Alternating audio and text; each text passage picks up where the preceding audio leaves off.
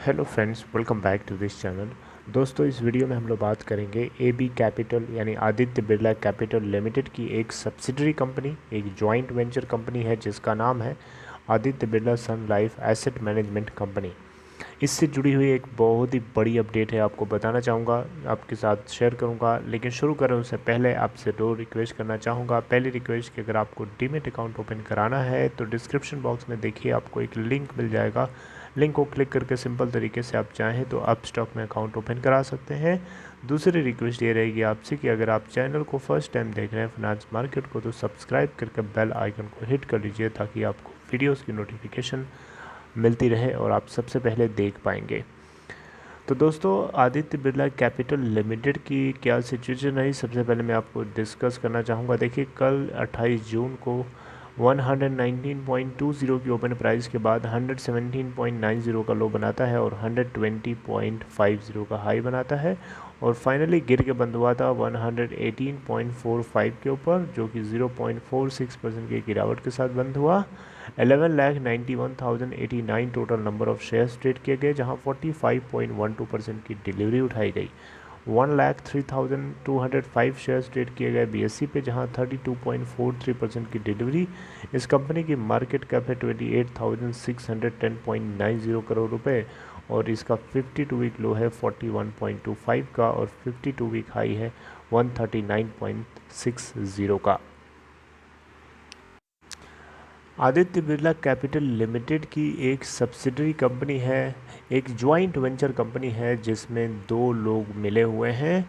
आपको बताना चाहूँगा, Sun Life India and Aditya Birla.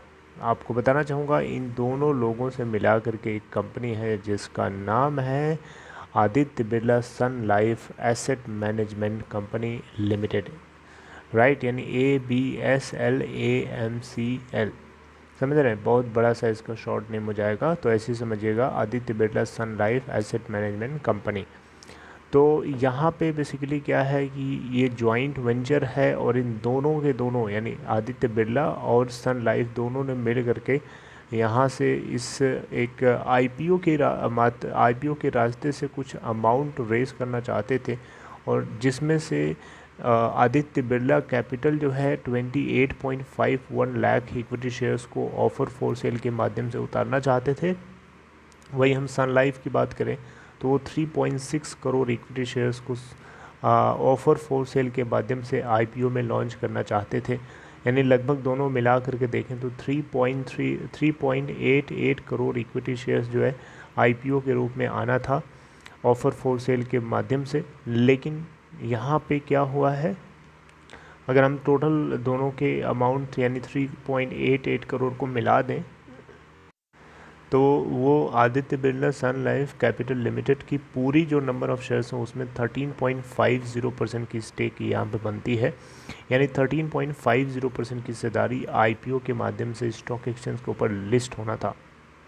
लेकिन अभी क्या हुआ है, अभी आप देख सकते हैं यहाँ पे SEBI keeps Aditya Birla Sun life IPO इन एबैंस।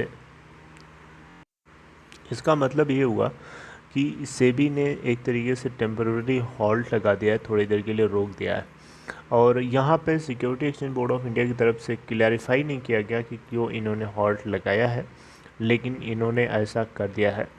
यहाँ पे Aditya Birla Sun life capital limited, ये दोनों जो जॉइंट वेंचर है, ये कुछ अमाउंट रेज करना चाहते थे। मार्केट की तरफ से जो एक्सपर्ट्स हैं उनका मानना है कि 1500 से 2000 करोड़ रुपए का अमाउंट जो है इस आईपीओ के जरिए इस जॉइंट वेंचर को मिल सकता था। लेकिन इसको जो है अभी तक तो इसको मटेरियलाइज नहीं हुआ क्योंकि इसको थोड़ी देर के लिए हॉल्ट लगा दिया गया। आपको बताना चाहूँगा, Aditya Birla Sun life AMC जो है एक इन्वेस्टमेंट मैनेजर है Aditya Birla Sun life mutual fund के रूप में, जो कि एक जॉइंट वेंचर है आदित्य बिरला ग्रुप और Sun Life financial Inc of Canada, right. जैसे एसेट मैनेजमेंट फर्म्स आपने नाम सुना होगा, Nippon Life India asset management हो गया, HDFC एमसी सुना होगा आपने, UTI एमसी सुना होगा। ये कुछ ऐसी लिस्टेड म्यूचुअल फंड्स हैं जो स्टॉक एक्सचेंज के ऊपर लिस्टेड हैं। उसी तरीके से Aditya Birla Sun life mutual fund जो है लिस्टेड नहीं है लेकिन लिस्टेड होना चाहता था और ये 4th लार्जेस्ट फंड हाउस है पूरे इंडिया के अंदर, ठीक है, जिसके अंडर में जो एसेट मैनेजमेंट 2.7 लाख करोड़ रुपए का है। यानी मार्च क्वार्टर के अकॉर्डिंग अगर आप देखें तो इसके अंडर में जो एसेट्स मैनेज की गई 2.7 लाख करोड़ रुपए।